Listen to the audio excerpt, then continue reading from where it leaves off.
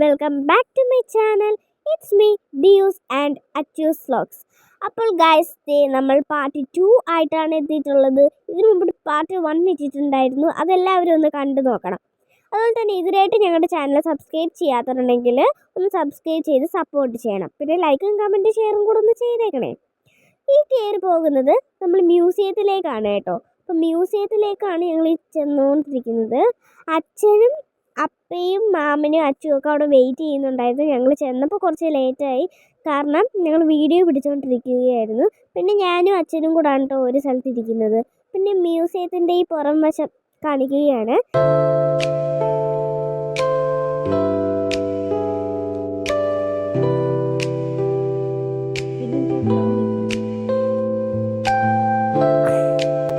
Guys, ഇതാണ് മ്യൂസിയത്തിൻ്റെ അകം.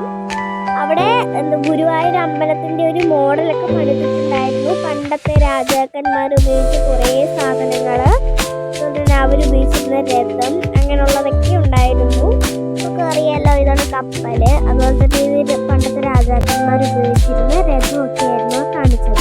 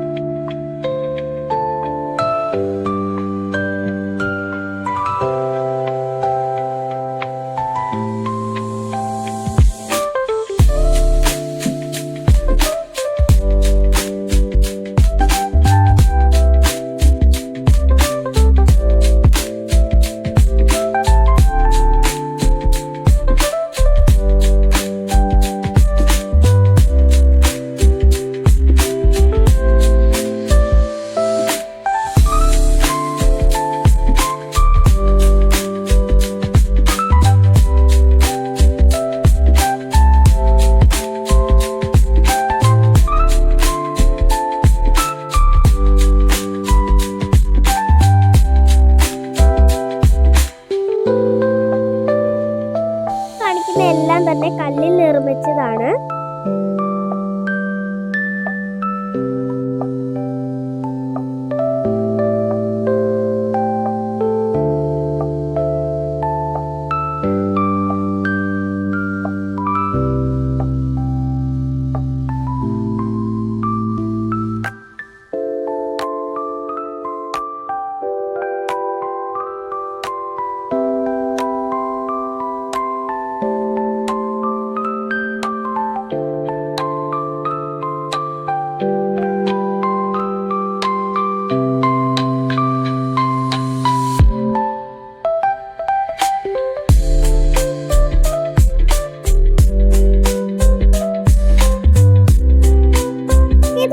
Vijayanagara coins, അങ്ങനെ പണ്ടത്തെ കോയിൻസ് ആണ് കാണിച്ചത്.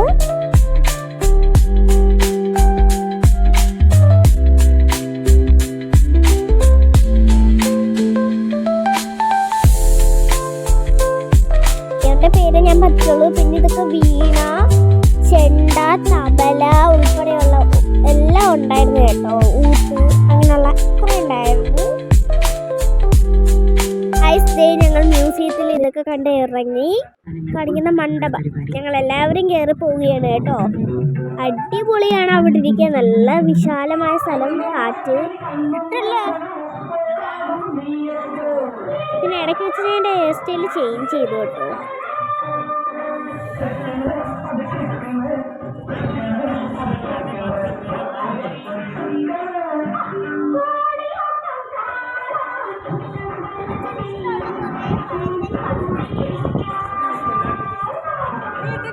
കേൾക്കുന്നത് പാട്ടാണ്. പിന്നെ ഞങ്ങൾ അവിടെ നിന്ന് ഇറങ്ങി. പിന്നെ കാണിക്കുന്നുണ്ട് സൈഡിൽ നിറയെ ഇരിക്കുന്നുണ്ട്, ഒരു വെറൈറ്റി ഐറ്റമാണ്. പിന്നെ ഞങ്ങൾ കയറിയത് അടുത്ത മ്യൂസിയത്തിലേക്കാണ്. നാച്ചുറൽ ഹിസ്റ്ററി മ്യൂസിയത്തിലാണ് കയറിയത്. അവിടെയും അടിപൊളിയാണ് കേട്ടോ. നമ്മളെ ബ്ലൂ വെയിൽ നീലത്തിമിംഗലത്ത് എന്നൊക്കെ പറയുന്ന പോലെയുണ്ട് കേട്ടോ സ്കെൽട്ടൻസ്. പിന്നെ ഓരോ മൃഗത്തിൻ്റെ മാന്, കൊക്ക്, ഓരോന്നിൻ്റെയും എടുത്തെടുത്ത് കാണിക്കുകയാണ്. പിന്നെ ബ്ലൂ വെയിലിൻ്റെ താടി അതൊക്കെ ഉണ്ടായിരുന്നു. ഇതെന്തോന്നേ കണ്ടോ, ഇത് ആനയുടെ ആണ് ഈ കാണിക്കുന്നത് കേട്ടോ. ആനയുടെ എന്തോ ഒരു ആനയുടെ ഇതാണ് ഈ കാണിക്കുന്നത്. ഇത്രയും വലുതാണ് കേട്ടോ. ഞങ്ങൾ ആദ്യം തന്നെ കണ്ടപ്പോഴേ അതിശയിച്ചു.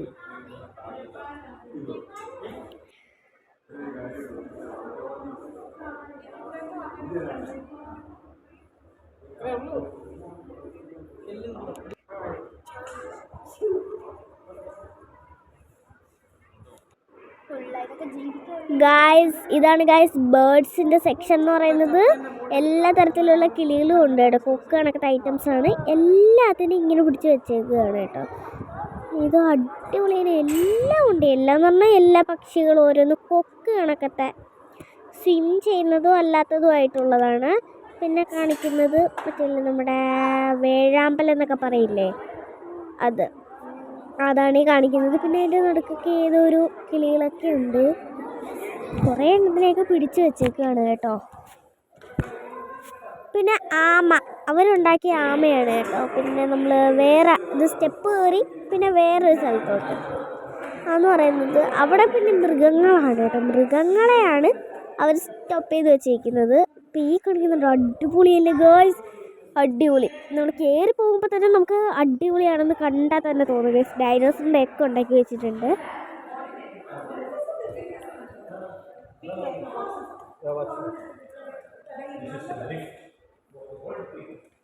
ആ കയറിപ്പോന്ന വഴിയിൽ ഇതാണ് ഈ കാണിക്കുന്നത്. പിന്നെ ഞങ്ങൾ കയറി ഗൈസ്. ഞാൻ പറഞ്ഞ സാധനം ഇതായി നമ്മുടെ കടുവച്ചേട്ടനെയൊക്കെ പിടിച്ചു വെച്ചിട്ടുണ്ട്. ഇവരേക്ക് എന്ത് ചെയ്ത് നിർത്തിയേക്കാണെന്ന് അറിയില്ല. ബട്ട് റിയൽ ആണെന്ന് കണ്ടാൽ തോന്നും. ആണ്, റിയലാണ്. കുറേയൊക്കെ റിയലായിരുന്നു. കടുവയൊക്കെ കുറച്ചൊക്കെ റിയലാണെന്ന് തോന്നുന്നു. പിന്നെ പാമ്പാണ് കേട്ടോ ചുറ്റി കിടക്കുന്നത്.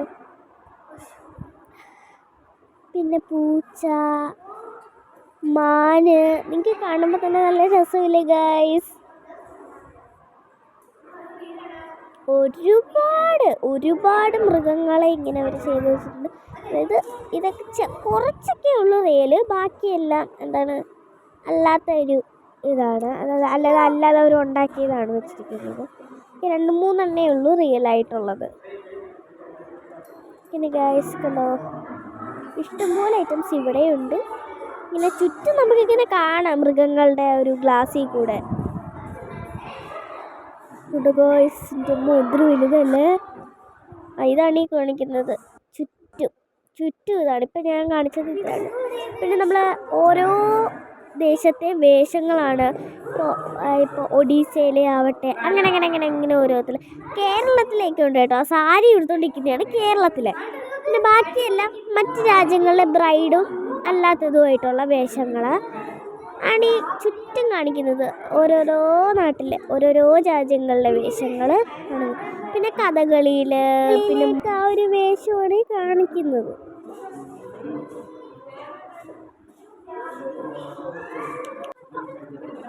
പിന്നെ ഇത് കണ്ടിട്ട് നമ്മൾ അതിശയിച്ചു പോയി ഗൈസ്. പണ്ടത്തെ നാളെ തിരുമേനിമാരും അവർ കുറേ പേര് ഓരോന്നോരോ ചെയ്ത്. ഇത് അടിപൊളിയാണ് കേട്ടോ. ഉത്സവം കൂടുന്നത്, അമ്പലത്തിൽ ഉത്സവം കൂടുന്നത്. പിന്നെ അല്ലാതെ ആനയൊക്കെ ആയിരുന്നല്ലേ വരുന്നത്. പിന്നെ ഒരു തറവാടുണ്ടല്ലോ ആദ്യം കാണിച്ചത്. പിന്നെ പശുത്തൊഴുത്തുണ്ടായിരുന്നു. പിന്നെ തിരുമേനിമാരൊക്കെ ഇവിടെ ഇരിപ്പുണ്ട്. ഇതാണ് അമ്പലത്തിൻ്റെ ആ ഒരു ചുറ്റുമാണ് കാണിക്കുന്നത്. അതിൻ്റെ ഇടയ്ക്കൊക്കെ കുറേ ഉണ്ട് കേട്ടോ. ഇങ്ങനെ മോഹിനിയാട്ടത്തിൻ്റെ ആയാലും അതിൻ്റെയൊക്കെ. പിന്നെ വന്നിട്ടുള്ളത് പാമ്പിനെയൊക്കെ പിടിച്ച് വെച്ചിട്ടുള്ള സെക്ഷനാണ്. അതവർ എന്തോ ഒരു സാധനത്തിനകത്തിട്ട് അടച്ചു വെച്ചിരിക്കുകയാണ്. ഇത് കണ്ടോ ഗായ്സ്, കണ്ടത് നിങ്ങൾക്ക് പേടി തോന്നുന്നുണ്ടോ? സത്യം പറഞ്ഞാൽ എനിക്ക് നല്ല പേടി തോന്നിയിട്ടുണ്ടായിരുന്നു. പിന്നെ മുതല ഇതൊക്കെ ഉണ്ടാക്കി വെച്ചിരിക്കുകയാണ്. കണ്ടോ നമ്മൾ സ്റ്റാച്ചു അവരെന്തോ കല്ലിലെങ്ങാണ്ട് തീർത്തയാണ്. പിന്നെ ശംഖ്, വലിയ ശംഖ്. അയ്യോ, നമ്മളിവിടെയൊക്കെ കാണുന്ന കണക്കത്തില്ല, ഭയങ്കര വലിയ ശംഖ് കേട്ടോ. പക്ഷെ അതും ഉണ്ടാക്കിയതാണ്. ഇത് ബ്ലൂ വെയിൽ നീലത്തിമിംഗലം അതിൻ്റെ കണക്കത്ത്. ഇതിൻ്റെ ആയിരുന്നു നേരത്തെ കാണിച്ചിട്ടുള്ളായിരുന്നത്, ആദ്യം കയറിയപ്പോൾ കണ്ടത്.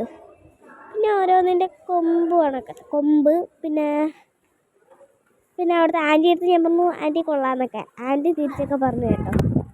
പിന്നെ ഞങ്ങൾ അവിടെ നിന്ന് ഇറങ്ങി വീണ്ടും വരികയാണ് ഗായ്സ് സൂയിലെയും മ്യൂസിയത്തിലെയും അക്വേറിയത്തിലേക്ക് കാഴ്ചകളൊക്കെ കണ്ടിട്ട് നമ്മൾ നേരെ കയറിയത് കനകക്കുന്ന് കൊട്ടാരത്തിലേക്കാണ്. അവിടെ കുറേ റീസൈക്ലിംഗ് ഉണ്ടായിരുന്നു കേട്ടോ. പിന്നെ കാണിക്കുന്നതാണ്.